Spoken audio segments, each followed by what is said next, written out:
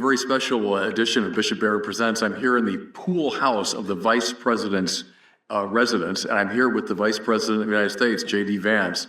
Mr. Vice President, thank you for taking the time. Of course, good to see you. I'm just eager to talk to you about a lot of things, but especially your new book, Communion, which is terrific and a great follow-up to Hillbilly Elegy. There's just so many themes, political, religious, personal, otherwise. Makes a very rich read. But I want to start with the fact that your confirmation name, when you were fully received into the Catholic Church, is Augustine. Sure. And of course, you can't help but notice an Augustinian arc to this book. Augustine's a guy from the backwoods. When he came to Milan and Rome, when he spoke Latin, he's a great master of Latin, but they made fun of his accent, his African accent from the backwoods. His ambition drives him to the top of what he wanted. He gets there and then realizes the emptiness of it. Obviously, you found resonance with that Augustinian story. Tell me just a bit about that, the Augustinian arc of the book. Yeah, well, it's funny. You draw that parallel, and I think others have drawn that parallel. It's not something I was even aware of entirely. Just that there are certainly parallels between our lives. Yeah. But what always attracted me to Saint Augustine was more the intellectual piece of it than the personal piece of it. I definitely read Confessions at some point. Actually, the Dominican friar who baptized me gifted me a copy, and I read it, and I was very moved by it. But I was much more interested in the City of God and some of the things that he had written about, Roman politics and Roman philosophy, and sort of the way in which Christianity was in some ways an antidote to the things that he had seen in his own life, and frankly some of the problems that he saw in the Roman Empire around him. Mm-hmm. And in particular, there are two things that I point out that I was definitely in my kind of atheist phase because I was raised evangelical, as I talk about in the book, fell away from my faith, called myself an atheist for some time. I was in college and we read The City of God in a political philosophy class, and I was just really moved and affected by it. I was like, this is clearly a very profound person. Yeah. And, and when you're in that kind of atheist phase, or at least when I was, there was sort of this idea that I categorized religious people as simpletons, as sub-rational or anti-rational, whereas it was the atheists, especially the new atheists, who were super smart. The bright, that's right. And there were many ways in which that story is obviously wrong, but Saint Augustine is one of the people who sort of pierced that in a very early phase for me. To me, it's interesting because I'm focusing there on the Confessions narrative, but the City of God, the principal theme of which I would say is right worship. His argument there is Rome went bad because of bad worship. Yes. Worship gods who themselves were jealous and resentful and violent. And the Christian God, the God of love and forgiveness and so on, is the right one to worship. Correct. And that all of our political arrangements should follow from right praise. Yes. That to me, it's an ancient idea, but a very relevant idea and lively in the conversation today. Yeah, that's right. Well, and I think that the subtext of it is that every society, whether it considers itself secular or not, every society has an underlying theology. Worships something. It worships something. Right. And I think the Roman Empire, and I guess the 4th century that Augustine was surrounded by, had become very corrupted. And there's this passage, I'm going to butcher it if I try to quote it, but I talk about in the book where Augustine sort of criticizes the Roman elites, where they hang out and they care about money, and then they get really drunk, and then it's just like, it's a very vivid criticism of the decadence of the Roman elite. And it's like any society led by people like this is eventually going to go by the wayside. Yeah. And that is, again, it sounded very resonant to me because I do think that there's something very corrupt about American elites in 2026, certainly in 2013, 2014, when I'm sort of struggling with this stuff and thinking about this stuff. So that is all true, but fundamentally every society worships something. Right. And I think that if you are worshiping the right things, a lot of virtue and a lot of goodness will flow from it. If you're worshiping the wrong things, eventually you're going to go off track. Paul Tillich, the Protestant theologian, who was a great devotee of Augustine, said that. He said, all you need to know about a person or a society, you can derive from the question, what do you worship? Interesting. What's of highest value to you? Yeah. I found that in spiritual direction with people. What are you worshiping? What are you after? And then everything else will fall in place around that central question. Yep. At one stage of your life, you were worshiping success. And so you talk about it very frankly, that you were after rising in the world, getting to the top of the, Yale law school and then the legal world and all that stuff. And what you saw, it seems to me, is that was bad worship. That's right. No, that's exactly right. So I don't know that this evangelical, theologian you just mentioned, Paul Tillich. Yeah. It sounds fascinating to me and sounds like something I should take a look at. But no, I mean, so I get to this phase in my life, and I've gotten into Yale Law School. I worship success, and it's not. I try to draw this distinction in some of the interviews, certainly in the book, where it's not that ambition is always bad, right? That's not the argument. But it's like there are two kinds of ambition here. There's the ambition to do something amazing or to do something transformative or to help a lot of people or to build a beautiful building. Like you don't build, speak of Milan, if you've ever seen the Milan Cathedral, one of those beautiful buildings in the world, amazing. Ambitious people built this thing. But there's a separate kind of ambition that I think is much more endemic in our society in 2026. Again, especially among our leaders, which is like the desire to just get ahead for its own sake. You sort of have this sense of social rank. And you assign value based on where did people go to school or how much money do they make or what are their credentials. And that is, I think, very, very common among the set that I was running in. So, I'm in my mid-20s, I'm at Yale Law School, and I just realized almost instinctively the social currency is credential. People don't care about what you've achieved. They don't care about what you're going to achieve. They don't care about your family. This was a very weird thing to me because I grew up in a community where like the thing that people were most interested in you is how are your kids doing? How's your wife doing? How's your husband doing? And yet at Yale it was who is going to get ahead in this game of life? And I found that very unsatisfying. What I, gathered from your book very strongly, and it's a standard bit of the spiritual tradition, is that makes you a complete slave of the opinion of others. Exactly. What you were going for was not really something in itself. You were going for admiration. Correct. Aquinas would call that the lust for honor. Yes. Right. The big four, he says, we seek in place of God are wealth, pleasure, power, and honor. Well, honor is that. Yes. But the honor makes you a complete slave. Because I could be doing the greatest things, but the people, they don't recognize it. Hey, I got this big degree and I got this big job, and it's big because people admire it. But that is an empty spiritual space to be and makes you a slave of other people. That's exactly. And you care way too much about what they think. You allow what other people think to influence, again, not just what you do, but even the thoughts in your head. And this was another thing that I picked up when I was at Yale Law School is like, again, I assumed that there was this hyper-rational element to American elites. These are high IQ, these are high achieving, these are people who are people of the mind. They're not superstitious religious people like the ones that I discarded. And yet, their way of thinking about the world is much more narrow and constrained for this very reason. Because their opinions are so based on just what other people believe that it becomes derivative of the social set in which they run in. And this, leads me to another like Catholic philosopher where, René Girard talks about this idea that human beings we're naturally social. And this can lead to certain virtues and certain vices. But one of the vices that it leads to is that we very often identify what we want based on what other people want. Mimetic desire. And that's exactly what was happening. It describes so perfectly the world that I saw around me. And then again, you start saying, well, okay, so I had this idea of what's right and what's wrong that's become unsatisfying to me. And there are all of these people who happen to be like famous Catholics and famous Christians who seem to be identifying that there's like a fundamental weakness in this way of seeing the world. And again, that was very powerful to me, and that kind of got me back on the right path.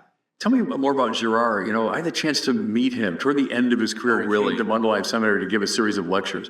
Marvelous person, great personality, and remarkable looking person too. You discovered him through Peter Thiel. And call Thiel one of the smartest people you ever met. I've met him a couple times, and he is indeed a very bright man. I found with Girard, once you get it, you can't unget it. Once you see what he saw, it's like, oh my, that's everywhere. Exactly. He's one of these, I think he'll be seen as kind of a father of the church in 500 years because the spiritual perception is so deep. And the mimetic thing is, all advertising based upon, why do I want that product? Because someone else wants it. Right. But then mimetic desire leads to mimetic rivalry. Correct. Now we're in conflict with each other. Yes. It also is everywhere in our society. Correct. Mimetic conflict leads to the scapegoating mechanism. Sure. You say it there, and I sensed it, you want to go to a Girardian playground, go into the social media That's right. of mimetic desire, mimetic rivalry, and scapegoating. Yes. The mobs that form online. Correct. I think he's the great prophet of our time. Yeah, no, I think that's very interesting. He is certainly the prophet of social media because the thing about mimetic desire, again, this idea that we identify what we want based on what other people want. And again, once you see it, like you said, it's very hard to unsee it. I mean, look, I have a 9-year-old, I have a 6-year-old, I have a 4-year-old. To see it with children is unbelievable. Very like my 9-year-old will pick up a toy that none of the kids has played with in 6 months, and instantly all of them want that toy. Again, it is such a powerful explanation of human psychology. But here's the thing. In a normal society, pre-social media, right, this takes time, right? Like mimetic desire happens through normal social interactions. You see what somebody else is focused on. You see what somebody else cares about. But social media has sort of taken this and supercharged it. It can spread like wildfire. And so you see what other people are talking about, what other people are thinking, what other people are desiring much more quickly because the virality of social media puts it in front of you at such a quick speed. And so, again, because it sets that desire aflame and makes it spread so rapidly, it also makes the conflict side of it spread so rapidly. And how many times, I mean, you're not even on X or Twitter or whatever we're calling it these days, but if you go to like Facebook back in its early days, how many times would I see people that I knew and loved get into arguments on the internet where I would think to myself, this is not who you are. Like these are two really lovely human beings that are calling each other these terrible names on social media. Like, how did we even get here? Girard and your friend Peter Thiel as well. I'm going to talk frankly about the demonic element. Yes. The devil has two great names in the Bible, right? He's Satanas, he's the accuser, and he's the Diabolos, which means the scatterer. Yes. There they are. Yes. Go to social media. Accusation and then division. Yes. No, but it's a playground for that. And I really think the church has got to be involved, not just, to inform people, but to name these dynamics that are going on. But you sensed them in your own, rise, your own career. I want to stay for a second, too. The ambition thing is interesting to me. Because Aquinas talks about magnanimitas, which means magnanima, big soul. Yes. He likes magnanimous people. To have a big soul means I want to accomplish something great for the kingdom of God. Yeah. But see, the Girardian take would be, hey, and you and I can both desire the same great goal. Let's say, if you're a politician, it's the common good. Yes. And like, hey, let's all get involved. We all want the common good.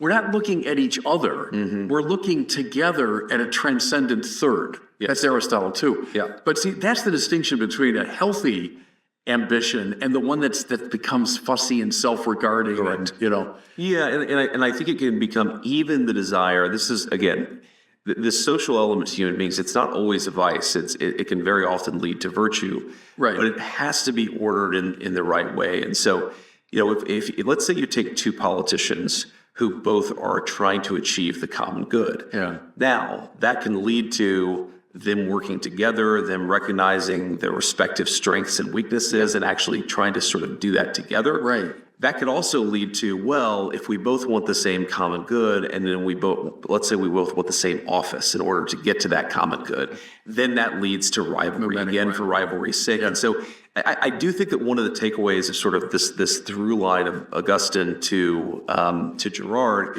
is that you constantly have to be on guard. Yeah. And recognize that something that is good in you can be ordered to something very positive, but can also be distorted. And this is, you talk about Satan. Like I think of I forget who has this quote, but the devil's greatest trick is to convince people that he didn't exist. Right. There is this thing where it's like a very, very good thing and pointed in the right direction. If you just get a little off pace, it can become quite malicious very quickly. It can turn like that. It's a subtle thing. which is why you need prayer and spiritual direction a lot in your life. Exactly. Because you could be going this path, oh, I'm on the magnanimous path. I'm just seeking. Well, no, but you actually took a turn a while ago. And the signs of it, though, look in Galatians. Look at the fruits of the flesh, Paul calls them. Or Yes. look at mimetic rivalry breaking out. Then you've deviated from the right path. That's right. But to my mind, spiritually speaking, that's the great thing in this book that people don't really get. It applies to anybody, no matter what field you're in. How are you desiring? What's the nature of your desire? And you tell a moving story about your own, conversion. Hey, tell me a bit more, because I'm really interested in the stuff on Catholic social teaching, on the economy. Sure. Rerum Novarum, the great, fundamental text of the Catholic social teaching tradition, Leo XIII, late 19th century. A text you read even in your atheist period, and you found powerful and naming dynamics in the political order better than many people were, left, center, and right. That's right. Tell me, what was it exactly that grabbed you about that text? Well, there are a few things. I mean, one is I was compelled by the fact that it was trying to strike a balance. Yeah. And in some ways was very prophetic. I mean, when Rerum Novarum was written, you didn't know where the industrialization trend was going. You couldn't have possibly seen communism, fascism, all these things rising up. And yet, even though like Leo XIII doesn't talk about the fascist movement 70 years later, 60 years later, you can kind of see he's very worried about the tumult, and he's very worried that if we don't strike the right balance between human dignity and prosperity, between workers and capital owners, that it's going to inevitably lead to this conflict. So that's one thing that I found profound about it, is just the recognition that the balance really mattered. The other thing that I think is very interesting, and I actually was sort of thinking about Rerum Novarum in the speech that I gave on July 4th, there's this idea that in Marx that the classes have to inevitably be in conflict against each other. And then I think that there's this idea in more traditional libertarian or free market thinking that there's sort of never any real conflict. And to the extent that it is, it's all a violation of individual rights. Whereas I think what Rerum Novarum is saying is that, yes, conflict can sometimes be an inevitable part of these social changes, but the way to solve the conflict is by cooperating between these different sort of segments of society. And what a statesman should be doing, what somebody who's focused on the common good should be doing, is not pretending that, like, there isn't a problem if you have destitution on the one hand and extreme wealth on the other. Yeah. But also not pretend that the solution to that is conflict, the powerlessness versus the powerful, and then the powerless sometimes win and the powerful sometimes win. There can be a real compromise. And what, in some ways, the idea of a labor union, there's sort of the classical Marxist understanding of a labor union, which is conflict between the owners and the workers. But in the Catholic view, it's actually not conflict. This is an institution that is meant to give the workers some say, certainly some bargaining power, some anchoring, and there can be a more cooperative arrangement from there. It doesn't always have to be a zero-sum battle of one against the other. And I try to think about that a lot, as how can we gear certain policy outcomes in a way that doesn't ignore the problems that come with destitution, but tries to solve it through cooperation as opposed to conflict. Yeah, I think it's the central thing. And, we bishops wrestle with a lot because we're trying to teach the Catholic social doctrine. And, of course, it famously doesn't fit within the left-right language of our political parties. And the way you put it there is really good, because Rerum Novarum stands firmly athwart socialism. It offers like 5 strong arguments why we don't like socialist or communist arrangements. On the other hand, you have a line like this from Leo XIII. Once the demands of necessity and propriety have been met in your own life, everything else you own belongs to the poor. Yes. Now that's classical Thomas Aquinas, and that's the universal destination of goods, meaning this world belongs to God, really. We're all stewards of it. And so once, necessity and propriety, now those can be defined broadly, but once that's been met in your life, the rest of your property belongs to the poor. Yeah. And I've been saying it to Catholics for years, like, that's a deeply challenging teaching. It's an extremely challenging. Just as the opposition to forms of socialism is a deeply challenging teaching. And Catholic doctrine is somewhere in that space. Yes. not popular all the time. That's why, we get caught in the crossfire a lot. No, I would say like not popular most of the time. Yeah. And even in my own life, and I think about this all the time with our own economic policies in the administration is you're trying to strike that balance between promoting prosperity, but also promoting the dignity of the poor, the dignity of workers. It is, again, it's a hard balance to strike. I'm not saying that it's easy, but again, I do think at its best, what Catholic social teaching is doing is sort of asking very difficult questions and posing very difficult challenges to people like me. And I like one of the basic axioms or the basic principles that I try to apply when I think about this stuff is, to the extent that I get really comfortable that a thing that we're doing fits within Catholic teaching, that's the thing that I should resist, because it's not easy. It's demanding a lot of both public officials, but also of all of us. And we talk about this, of course, Bishop, with the immigration question, right? And I think, again, there is this demand that you treat people with dignity. There's also an acceptance, maybe even endorsement of the fact that nations are allowed to control their borders. How do you balance these things when controlling your borders inevitably leads to law enforcement operations that sometimes can create issues? That's the balance that we fundamentally have to strike. And I think to the extent that we ever feel comfortable, that's probably a sign that we should get out of the comfort zone. Yeah, and we can stay at the high level of abstraction, and we tend to agree at that level. So when you get down to cases, okay, in this particular case, because I bring that up at our bishops' conference. I mean, we're always very strong on Jesus welcoming the stranger and being open to the immigrant, and all of us. Look at my own diocese. We have a lot of folks from Honduras and Guatemala come to work in the pork processing plants in my diocese.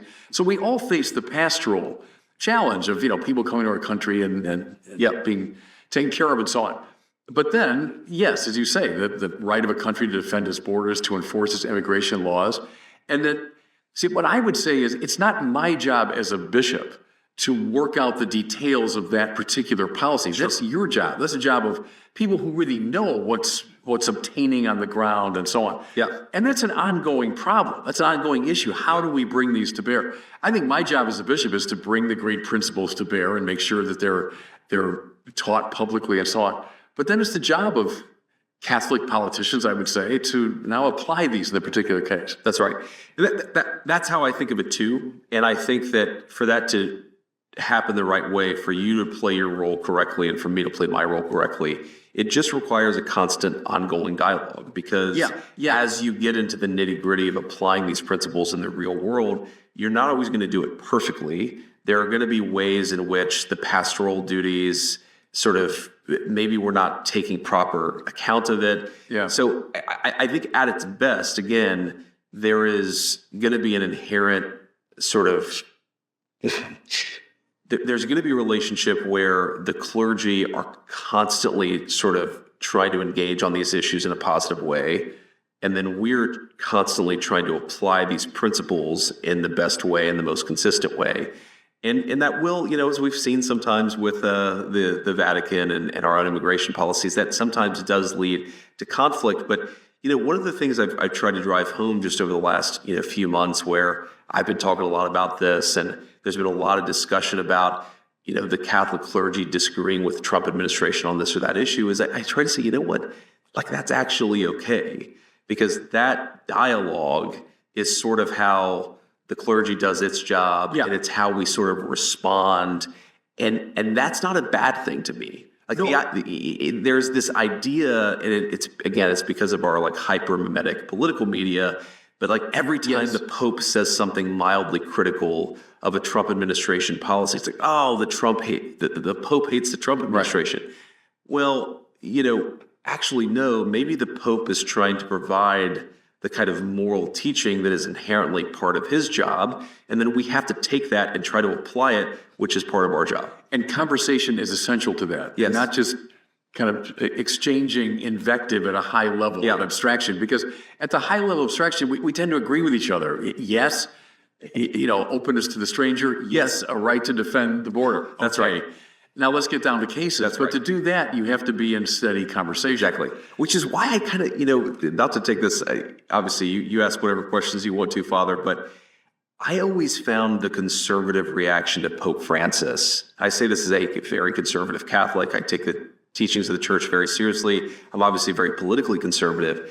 But I always kind of liked that Pope Francis would just throw these bombs out there in the media because it would force a conversation. Yeah. Now, sometimes, he would say things that I would say, wait a second, is that actually consistent or is that correct?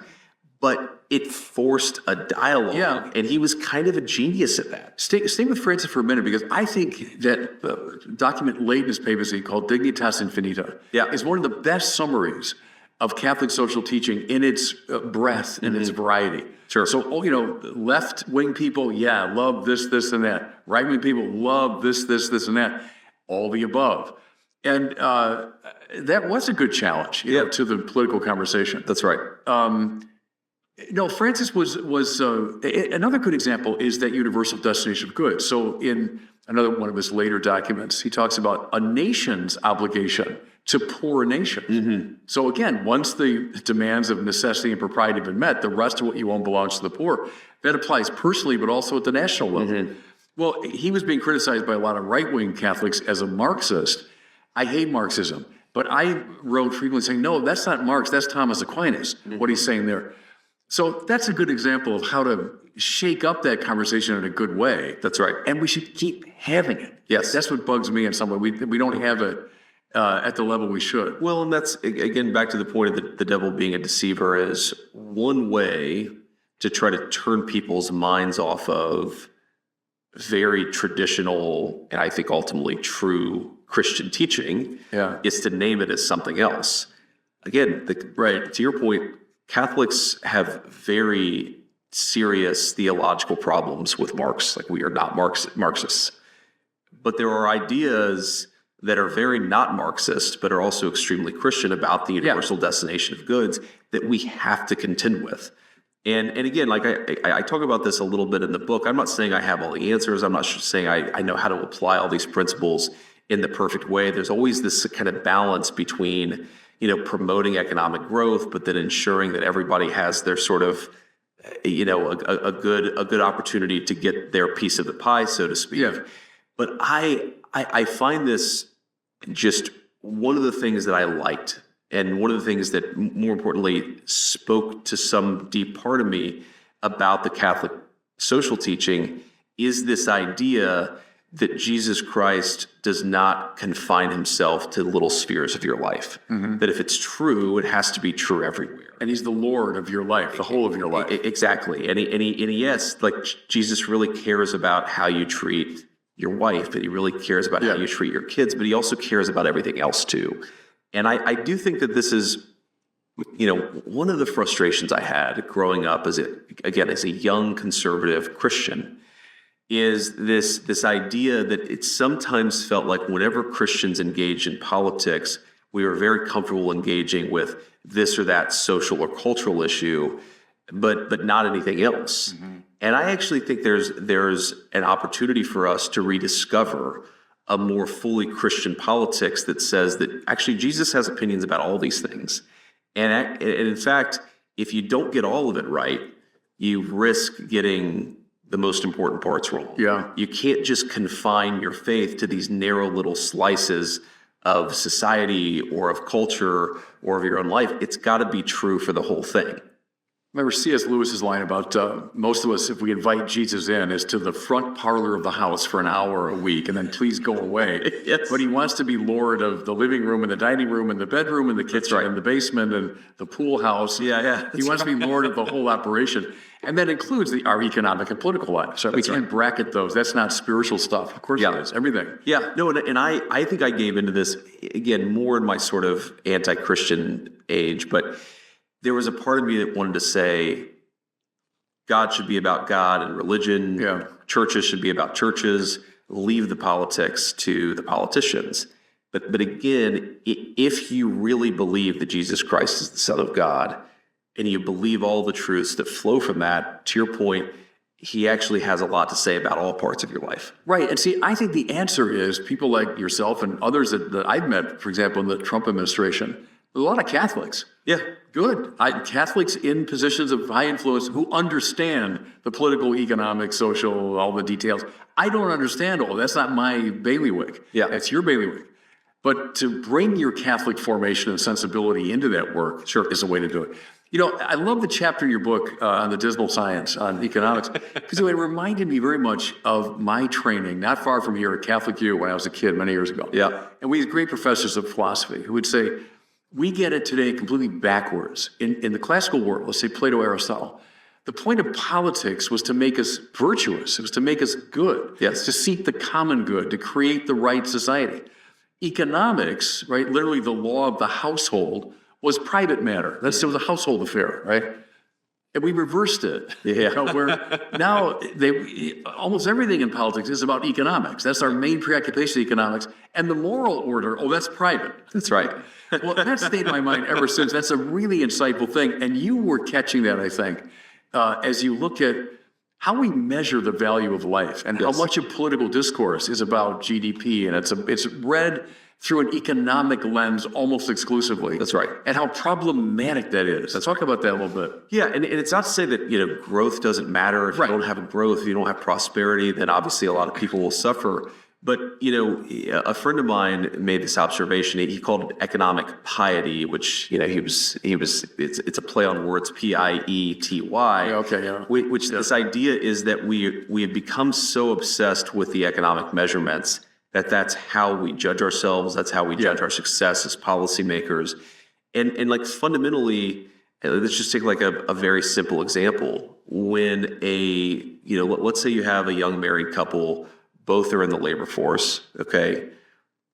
Let's say mom gets pregnant, they have their first child, and like a majority of American women, right? If you actually look at the data, what most American young moms say that they want is that they want to spend a little bit more time with their kids when the kids are young, but they also want to have access to their career, okay? Yeah. Economically, right, if you're purely measuring it by the economic statistics, the very best thing is for that young mom to literally go back to work the day after she has the baby. So and this is like, obviously, it's an absurd argument that's meant to illustrate something, which is that if you obsess purely on what you're measuring economically, then you can come to all these like very distorted conclusions. And you will sometimes hear, as absurd as that example is, obviously we want, even the moms who want to go right back to their careers need a couple of weeks just to recover from obviously the stress of delivering a baby. But sometimes, you will hear politicians on the other side say things like, well, abortion is really good because if you didn't have abortion, then you'd have way too many women who weren't able to join the workforce. Like, well, wait a second. If that's our argument here, our argument is that it's good because it allows people to join the workforce, then we've made an idol out of the American corporation. We've made an idol out of economic growth. And again, that is what I think is a deeply anti-Christian idea, because the economy exists to serve the human person. We don't order our society so that we have a line on a chart go up. And if you do, then it leads to a lot of absurd outcomes. And the market can make us good. Think of like a Michael Novak, argument that there are virtues associated with participation in the market. Of course. Think of John Paul II saying the whole purpose of regulating the market is not to eliminate it, is to invite more people into it and make it more entrepreneurial and make it more, of a growth-producing reality. To me, that's a good place to get. It avoids the easy, bifurcation. Of course, yeah. And it can also lead, I think if you're obsessed, again, with the short-term economic numbers, it can lead to a lot of short-term thinking. Like one of the criticisms that I have of the 20th century economy, and I think it actually previewed the rise of Donald Trump and his ascension within Republican politics, is that we didn't think enough about long-term investment. Mm-hmm. And, let's ship the factory to Mexico or to China. Now, if you measure it by the economic statistics, shareholder price goes up by 2.2%, and maybe GDP goes up by 0.1%, and that actually was a rational decision. But then all of a sudden, after 25 years of that, you look and you realize you've atrophied the skills of your workers, you've atrophied your industrial base, you've made yourself less self-sufficient as a nation. And so, again, even by its purely economic logic, this short-term financial thinking can lead to some very bad outcomes. Let's leave that for a second. I'm intrigued by how the two great parties in our country, have changed a lot in the last maybe 25 years. Sure. How did Trump most change the party of, let's say, Ronald Reagan? The first election I was able to vote in was Reagan, 1980. Yeah. I was 20. And, the people that trained me were very much shaped by JFK and the Civil Rights Movement and the Peace Corps. And Sure. My generation, it was Watergate, it was the end of the Vietnam War, it was the Carter malaise, et cetera. For our generation, my generation, Reagan comes along as this great, sunny, optimistic figure that does bring the country back to greater economic health and so on. How has the party changed for, let's say, Ronald Reagan, 1980 to now? What's the biggest change? The Republican Party. There's a lot there, but I do think the single biggest change is in the way that President Trump thinks about the economic development of the country versus President Reagan. And again, I think we're all in some ways subjects of our time. I don't mean this as a great criticism of Ronald Reagan, but I do think that this idea that globalization in the economy was just an inevitable law that was going to march along. And to the extent that your economic policy mattered, you should be facilitating it rather than pushing back against it. And I think what President Trump has brought is a recognition, obviously I agree with this, a recognition that there is a national and community element to economics. Yeah. That if you look at it again, purely by the economic numbers, it doesn't matter whether your antibiotics are manufactured in China or whether they're manufactured in Milwaukee or Indianapolis. Right. But if you look at it from the perspective of what actually makes nations strong, of course you have to manufacture antibiotics closer to home, because if, God forbid, there was some conflict or even just a COVID-like supply chain disruption, you don't want to wake up in a country, as we did in late 2020, where our doctors didn't have enough hospital gowns and hospital masks because of the supply disruptions. So I think there's just this recognition that, you can buy and sell with other countries, you can trade with other countries, but you have to have some native economic self-sufficiency. And that is a big difference. If you go back to the early Reagan eras, if you look at what Milton Friedman was writing about economic policy at the time, there are a lot of things where he would say, particularly like, let's say, tariffs to protect your pharmaceutical industry. Milton Friedman would say, that's insane. Right. I think that Donald Trump clearly had the better of the argument then. I don't know how you even, again, I'm biased, but now the president's saying, of course we have to protect our pharmaceutical industry, our steel industry. That has now, I think, become almost conventional wisdom, to the point where, one way of measuring success politically is at what point does a given idea become broadly accepted? Yeah. And then it's just a question of how to accomplish it. So if you go back to, one of Reagan's great successes, Bill Clinton famously said the era of big government is over. Right. He had sort of won that argument to the point where even the Democrats were mirroring his talking points. If you look today in 2026, Democrats may disagree about how we're doing it, but everybody pretty much agrees we have to bring more of our industry back to the United States of America. We have to be more self-sufficient. It's funny you mentioned Milton Friedman. I'm dating myself, but I remember this interview with Phil Donahue. The younger people remember Phil, but he was, this talk show host. Sure. Had serious people on. And Milton Friedman was an older man at the time and treated Donahue like a bright but not very well-read, sophomore. Yeah. And was laying out, the fundamentals of the very laissez-faire, hands-off economic approach. And it's an entertaining interview. But it strikes you as, that's not Catholic social teaching. Yes. We believe in the market. That's right. We do. We don't like socialism. We don't like we believe in the market, but a market regulated in a morally alert manner, something like that. And I think that's what you're gesturing toward there. That's right. Tell me, I asked the same question to Rokan. I had him on my show. I talked to Tom Swazi about this. I'm from Chicago originally. I'm an Irish Catholic, which meant Democrat. My family was involved in Democratic politics in Chicago.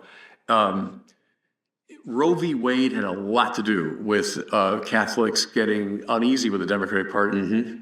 But what has happened, like the last about 10 years, Where the Democratic Party today, it seems to me, is one that my father would not even recognize. Sure. What's your read? What happened to sort of, in my judgment, sort of radicalize the party? Yeah, so I think a few things have happened. First of all, I do think that the most fundamental change is religious. And my grandparents were classic Blue Dog Democrats. My grandfather was a Union Steelworker. This is the man who raised me. Like a Scoop Jackson type Democrat. Absolutely. Yeah. And, voted for Reagan in '84 and otherwise never voted for a Republican ever in his entire life. Right.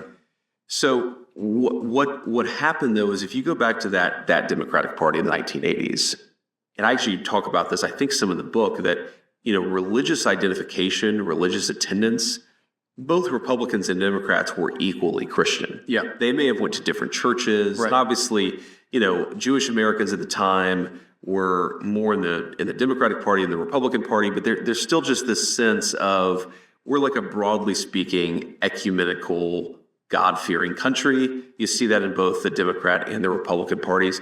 I think that what has happened is that religion itself has become very disfavored among Democratic elites, in some ways for the reasons that I talk about in the book. And I think one of the really troubling trends in Democratic politics, and I always ask this question when I think about who is a really compelling Democratic politician on the other side, I always ask myself, who are the black candidates who came out of the black church? Because that is such a core anchor of the Democratic Party in this country. And if you look today, like go to the U.S. Congress and ask yourself, what Democrats under 50 came out of the black church? The answer may be none. You won't find any. The answer may be none. So I do think that what has happened is that Christianity has always had this moderating influence on politics, and unfortunately, the Democrats have become less and less comfortable with any sort of religious role in politics. And I think that's, again, as Chesterton said, that doesn't mean they believe in nothing. That means they believe in anything. And I think you see that very much in today's modern Democrats. Yeah. I mean, there's somebody like Martin Luther King. So the civil rights movement is not just participated in by religious people. It was led by religious Correct. people. Explicitly gospel-based people. Yes. King gives a great speech on the steps of Lincoln Memorial and effortlessly weaves together American themes and biblical themes. Absolutely. Letter from the Birmingham City Jail, same thing. Weaves together American civil rights activism and Thomas Aquinas. Like a super theological letter from Birmingham Jail is a super theological argument. People appreciate that. And I gave a talk at the 250th thing on the mall, and I made that point because I was saying, just as Jefferson, these rights come from the Creator and we're created equal and so on.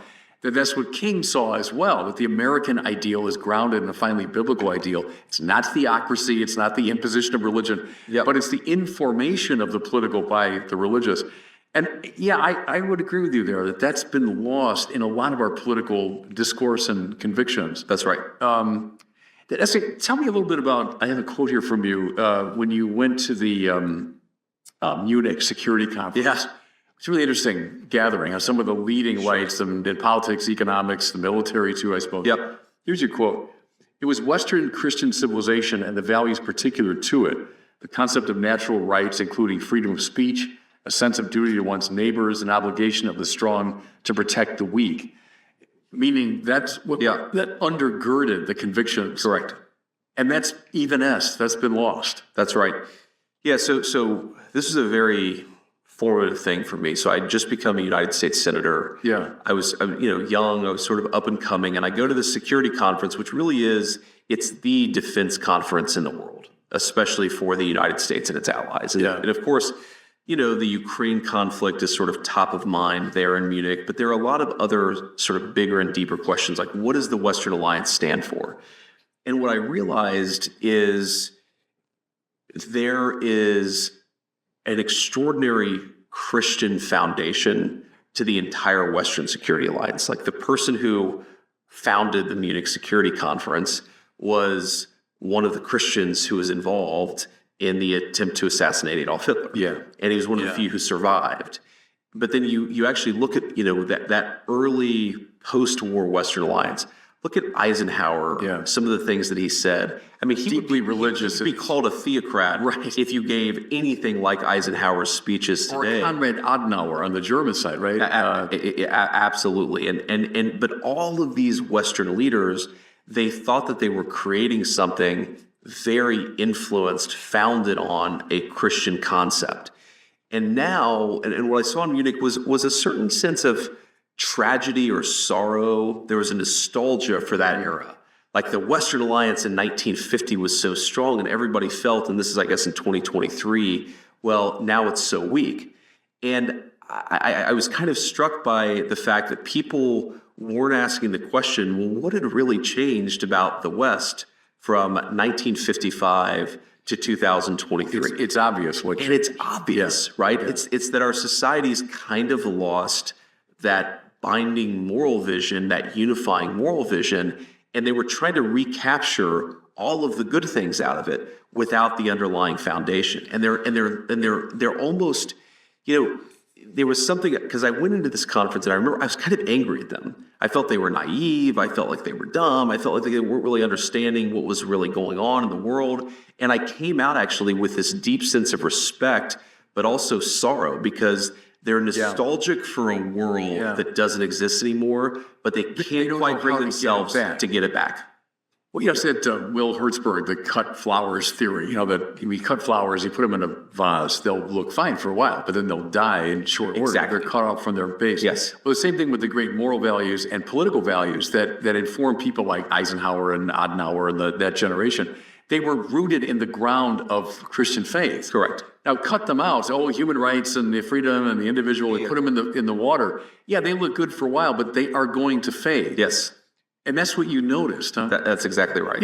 And my little sermon on that point, it's self-reproachful here, is I think the church has lost their nerve. Mm-hmm. The church that I came of age in, so not because of Vatican II, but after Vatican II, was a hand-wringing church. It was an apologetic church. It was unsure of itself. Yes. But the church of the era you're invoking, that's a time of also like a Reinhold Niebuhr, right? The theologian, Paul Tillich comes to mind too. Thomas Merton, Fulton Sheen. Of course, You edify him soon. But these sort of confident Christian voices that were drawing upon the Bible and Augustine and Aquinas, the great people, they were applying it to the political conversation in a robust way. The church I came of age in was this hand-wringing, I'm not sure, we're here to listen to the culture, I'm not here imposed upon you. That was a disaster. I agree. It seems to me. And what you're saying, and I really agree with it, both are stronger when, right? Both religion and politics are stronger when they're in a robust, confident dialogue with each other. Yes. And religion rightfully claims its place as the ground, the fertile ground out of which these values emerge. Augustine would have held that. Aquinas would have held that. Thomas Jefferson held it in his own Enlightenment that's way. right. Martin Luther King clearly held it, right? That would be my diagnosis. End of sermon on that. Yeah, no, I totally agree. And this is, again, I think this scares certain non-religious people because they say, okay, Senator JD Vance, when I was a senator, I'm going to pick up the phone and call Bishop Barron to tell me how to vote on a particular piece of legislation. No, that's not what we're talking about. What we're talking about is a more morally and spiritually assertive church. Right. And the country it needs it. And there are all these reasons why I wrote this book. I think the main reason I wrote this book is because I was trying to sort of puzzle through as a parent, why does religion take for some kids and not for others? Yeah. Well, why not start with me? Because I myself was raised in a religious family and then fell away from it and came back. Yeah. But I do think there is an implied message to the church itself, and this is why I talk so much about Francis, is like, don't be so afraid to speak the truth of the gospel. Yeah. The country actually needs it. And I talk about this a little bit, but okay, one of the craziest experiences I've had since being vice president is I went to do a TPUSA event, and I was talking backstage to the kids. And I hate to say that, but they are kids to me, right? I'm 41 years old. They're all in their late teens or early 20s. To me, yeah, that's right. But I just was hanging out for a little while and talking to them, and one just sort of crazy throughout. She was like, I think social media and AI is totally changing dating. And I was like, oh, really? Well, tell me more about that. And, I live in a bubble. I'm surrounded by Secret Service agents. So like whenever I like get in front of a crowd and I'm actually able to have a conversation, it's almost like, a thirsty man gets to a well. Like I just absolutely like, tell me all about this because it's so fascinating to me. Yeah.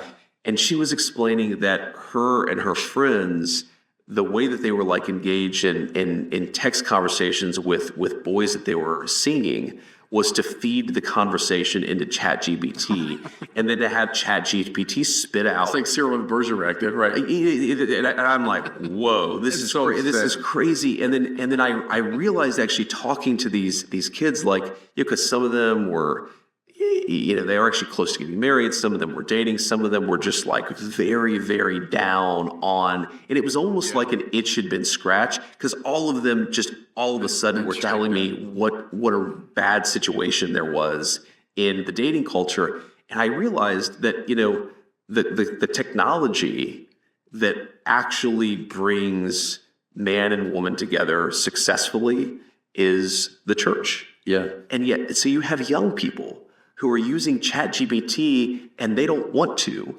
And meanwhile, you've got a church that actually is really good on this stuff and is an amazing institution to bring young men and women together, and yet still feels to me a little bit like what you talked about, sensitive or almost, there's a lack of self-confidence that I see in the church. But the country needs a more assertive church, I think, to get back on track. Yes. Pope Benedict said that what people want out of a priest, he was saying, it's not, social worker, it's not psychologist, someone to hold your hand. They want a master in the spiritual life. Yes. I thought, right. Now, of course, who was his great hero? Augustine. Yeah. And what young people, anybody, but especially young people want, they want a guide.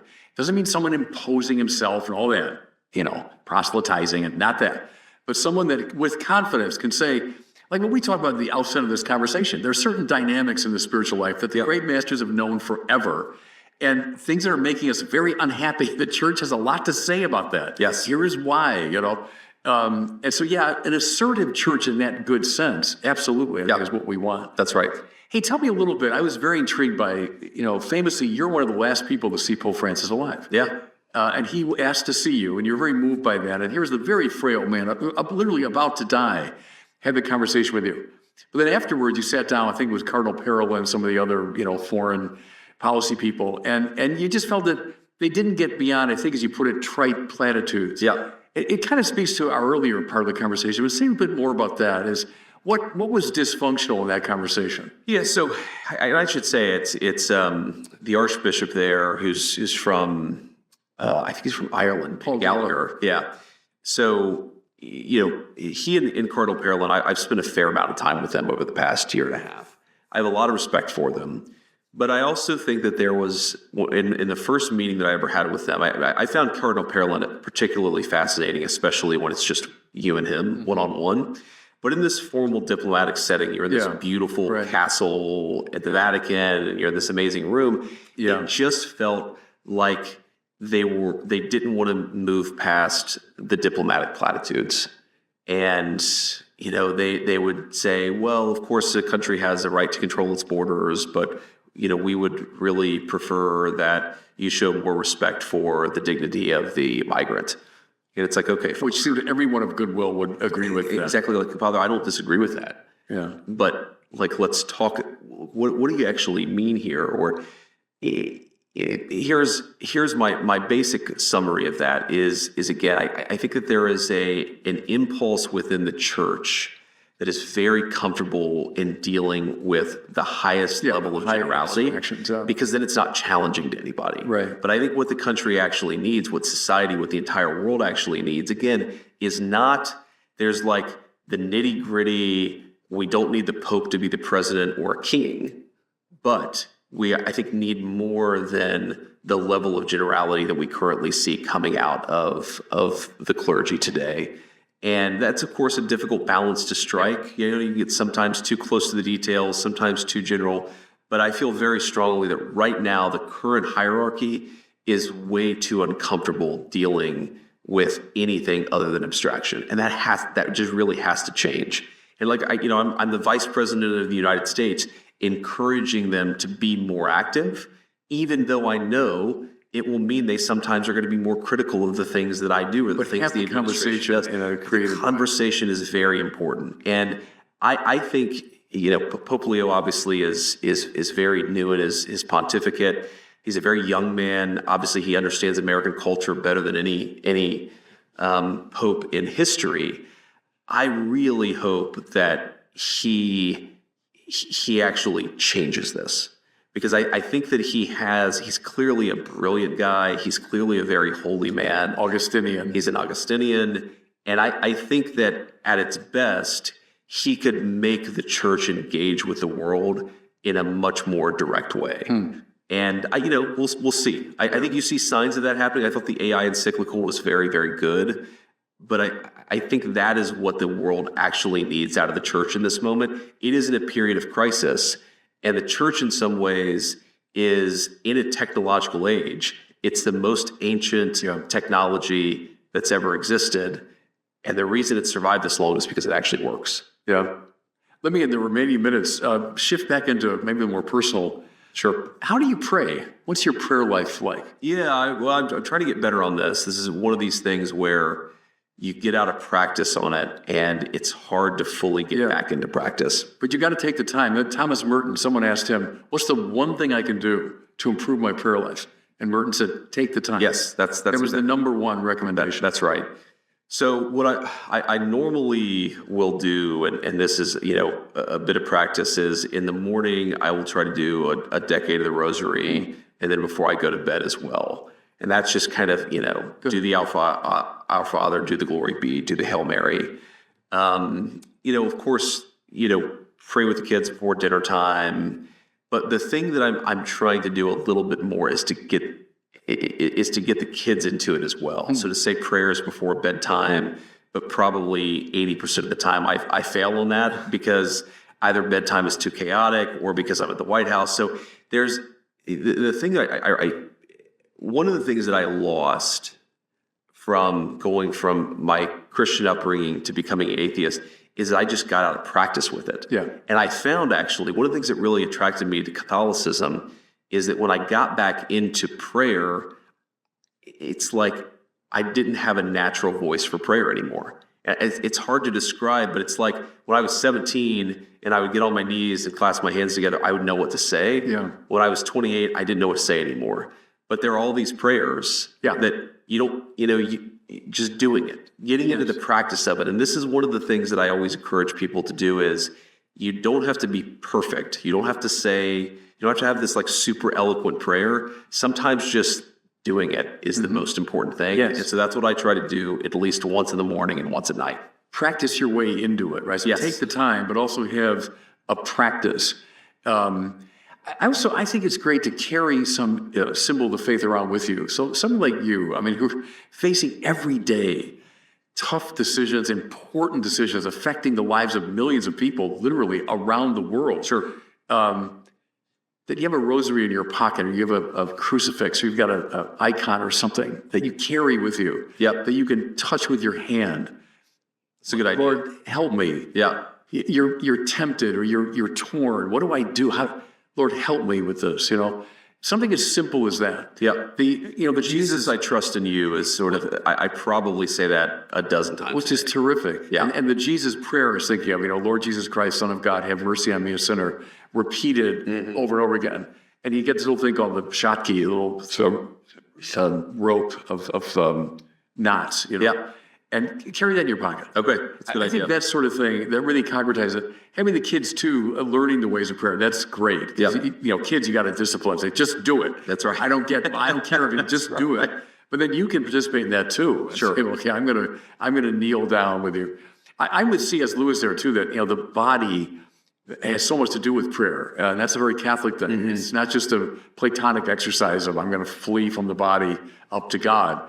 No, God is incarnate. And so prayer is something I do. So that kneeling, as like folding your hands.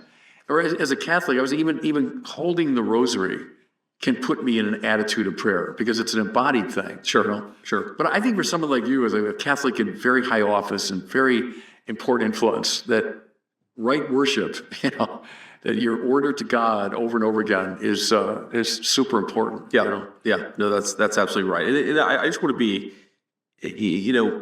the one piece of advice I'd give is you don't have to be perfect at it. Right. Like there are just all of these ways in which, it's 8:15 and I'm like, all right, I'm gonna get home and make the kids pray before bed. And then I get home and, it's like one, we're trying to get the pull up on, and the other is, arguing about brushing their teeth, and then it just doesn't happen. What I try to do is just try, just do as much as you can. And one thing that again, the devil's a deceiver. One thing that was definitely true when I was like, first getting back into the faith was this idea that, this should be easier than it is, right? This should come more naturally. If God's actually speaking to me, then why does this require so much like practice? And, that I think is the exact wrong way to think about it. The reason it requires so much practice is because, we are fallen creatures. Yeah, we're off kilter. And the way that we get back to that good place is through the practice. In heaven, we'll pray effortlessly. Yes. But we're in this fallen state where our minds and souls and bodies are off kilter. And so, but prayer is this conscious effort to say, okay, I'm trying to get back online here. Maybe we can end with this. Jose Maria Escrivá, the founder of Opus Dei, someone was asking him about prayer, and they said, I don't know how to pray. He said, the minute you say to God, I don't know how to pray, you're praying. Yeah. So that's a great, that's always helped me. Yeah. Okay, that's all you need to do. Is take the time, even to say, Lord, I'm lost. I don't know. That's Thomas Merton's famous prayer begins, my Lord God, I have no idea where I'm going. Yep. That's the opening line. You're already praying, But I think for someone like you to carry that symbol of the faith around maybe and to make prayer a great idea. A touchstone, of your life. Well, with that, I think, Mr. Vice President, we'll bring it to a close. But thank you for taking the time out of your extremely important and busy schedule to talk to me today. Thank you. God bless you. God bless you. Thank you. Right.